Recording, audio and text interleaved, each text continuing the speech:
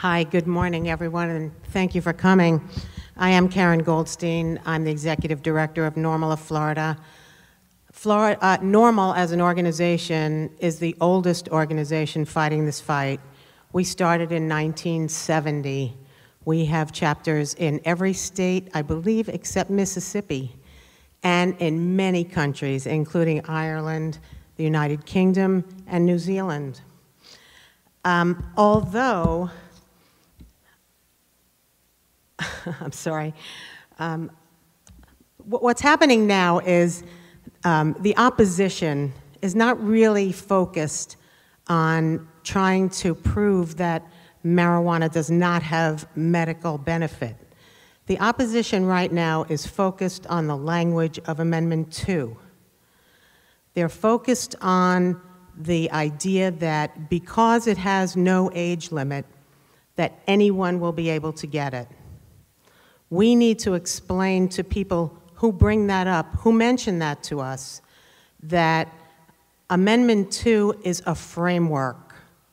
The Department of Health is charged with writing the law that's going to create the regulations for Amendment 2. So it's easy enough for the Department of Health to make a regulation that no one under the age of 18, for instance, could be allowed into a dispensary.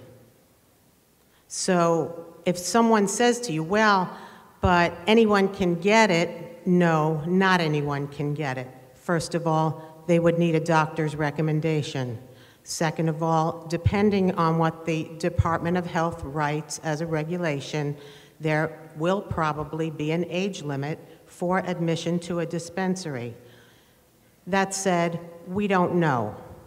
And we don't know because the Department of Health has not yet written the laws. No one can really tell you what's happening, not the opposition and not the people trying to sell you something. I likened it to someone saying to you, I have this robot that I want to sell you, but I haven't built it yet, but you pay me now. And what I'm referring to is the consultants who are trying to get your money to help you set up a dispensary, to help put you on the list, to help get you into the industry. No one can do that yet. Don't give your money to people who are not going to help this law pass. If you have money burning a hole in your pocket, give it to NORML of Florida, give it to Central Florida NORML, give it to United for Care. United for Care is the organization that got us on the ballot. You've probably noticed they have a table in the back. They're collecting absentee ballot requests so that you can vote from the comfort of your home. Absentee ballots are going to be going out very soon. I'm so excited I'm going to be able to vote, send it in someday next week probably. So you can still do that. You can still request your absentee ballot. I'm just going to very briefly tell you that I'm in this fight because I have a daughter with epilepsy who lives in California, and she's lucky to live there. She moved there 14 years ago. She was still having seizures when she moved there, even though she's compliant with her medication. As soon as she had a seizure, her neurologist sent her to a dispensary, and in 14 years, my daughter's not had another seizure. The only difference, thank you, the only difference is the addition of cannabis medicine to her traditional medicines. And yes, it's great, but she can't come home to Florida to visit because of the inequity of the law. We can't take a chance on either her being arrested, she's a college librarian, or her having a seizure because she can't medicate adequately. So we need this law in Florida. We need you to vote, of course, yes on 2, and we do need you to reach out to everyone you know. Wear something on your body. I always wear a pin or a t-shirt with a big pot leaf on it, or a NORML of Florida shirt. It doesn't turn people off. It engages them in conversation. I can't tell you how many times I've stood in Home Depot and the cashier says to me, hey, I really like your shirt. And I say, you know, we're on the ballot in November. No, I didn't know that. Or I thought we already have medical marijuana in Florida. I don't need to explain the difference, I'm sure, to all of you. about the CBD law and the medical marijuana amendment 2. It gives you an opportunity to explain to people the difference. It gives you an opportunity to talk to people. It gives you an opportunity to encourage people to vote. We have bumper stickers. United for Care has bumper stickers in the back. I've been driving around with one on my car for a month, and I haven't been stopped yet. So clean your car out, vacuum it, get it detailed, slap that sucker on, and drive around with it for a month.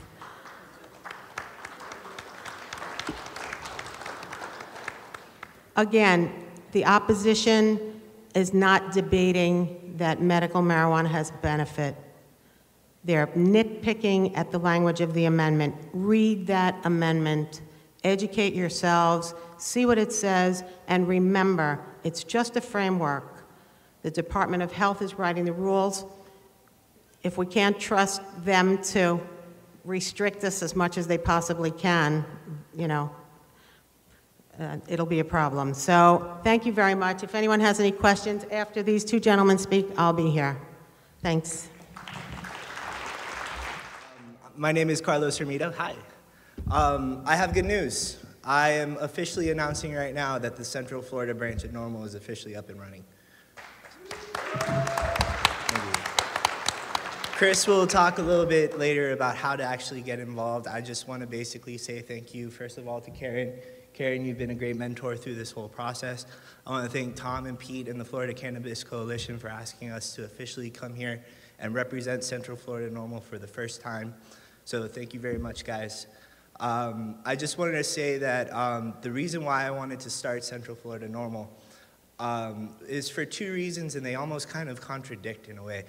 NORML, a NORML organization is a legalization, organization. One thing that we noticed with the whole movement in Florida is, and I know that I'm speaking at a CannaStock event, but business has become a main priority. And we need to focus that priority back to the patients, the people who ethically deserve this plant the most. So Central Florida NORML right now will be starting a campaign to put the focus back towards the patients. And online, on our website, on our social media, we will ask you guys to send us some sort of patient video showing how you can benefit from medical marijuana, and we will take charge in order to make sure the public can see that. Second, we wanted to make sure that the NORML voice was represented more in Florida. One focus that we want to bring is to take all of the Florida NORML organizations, even including the school organizations, bring them together and really take that NORML brand. That NORML brand is huge. People know NORML. Take that NORML brand and really rock with it in Florida. And once Amendment 2 passes, hopefully it will pass, I'm certain it will pass, but we'll start working for legalization rights for Florida. And that's basically all I have to say. I'd like to introduce our executive director, Chris Cano. As Carlos said, the reason that we've come together is to put the focus on the patients. Because none of us would be in this room if it wasn't for the patients. We wouldn't make a single red penny in this industry if there weren't patients. The political movement behind the amendment has become more about personality in recent times between those who are leading the opposition and those who are leading the movement. And as we said, it's about sick people. It's about people like Karen's daughter. It's about people like my father, who at the age of 53 was diagnosed with terminal dementia. And in 4 years, I've seen the man who was playing basketball with me in the driveway become paralyzed in the bed, unable to talk, unable to feed himself, wearing diapers. And I work every day, 16 hours a day. I help get this chapter off the ground. I still maintain being an advocate when I can. And the most important thing is that I take care of my father, because he did it for me. And what I see, that the federal government has a patent on utilizing cannabis to cure the exact disease he has, it infuriates me to no end. Furthermore, to say that it's a Schedule I drug and that it has no medicinal benefit. When personally I've seen a halt in the progression of his disease and an increase in cognition. And I wish I had known about it sooner.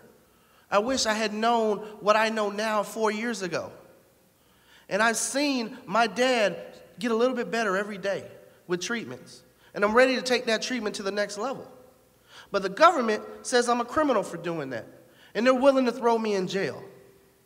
And I tell you what, Karen is right about that bumper sticker. Make sure you clean out your car first. That bumper sticker is the reason right now I'm doing pretrial intervention or do 5 years in prison for making sure my dad has his medicine. The fight is real, people. The fight is real. I'm not a criminal. I hold a master's degree in public administration. Never committed a crime in my life, short of wanting to be a good son to save his father. That's what this fight is about. That's why Amendment 2 is so crucial. Yeah, it's not perfect legislation, but it will give criminal and civil protections to both doctors, patients, and their caregivers. And that's what this fight is about. It's about the people getting their medicine. Now, if you want to join that movement, if you want to be an advocate for patients, understand that it's a step-by-step process. Sure, all of us want full legalization. I'm sure we all do. We understand how lucrative an industry that'll be. But now one state has moved to full legalization right off the bat. And why? Because you need some type of infrastructure there to begin with, both at a regulatory level and on a business level. So I'm willing to take what Amendment 2 is going to give us for right now, because my dad needs his medicine now. All right? We have too many medical marijuana refugees fleeing to other states. When this is the Sunshine State, okay? This should be paradise. And Jimmy Buffett wrote Cheeseburger in Paradise because he was high when he wrote that song, okay? So understand this, is that if you're willing to join the movement, if you want to be a part of the NORML business network, we're asking you to come on board. All right, Central Florida NORML is a 501c4. My vision going forward is that we are going to engage our legislators. We are going to engage the bureaucracy that's going to be implementing Amendment 2.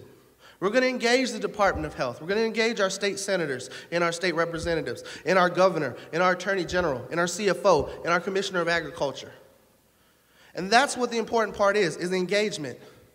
How many of you have actually written to your state representative or your state senator asking them to support the Kathy Jordan Medical Cannabis Act? Raise your hand. It's okay. I won't hold it against you. Exactly. About 1% of the room. That has to change. You have to be involved if you're going to be in this industry. Take pride in your craft. It is normal to support cannabis.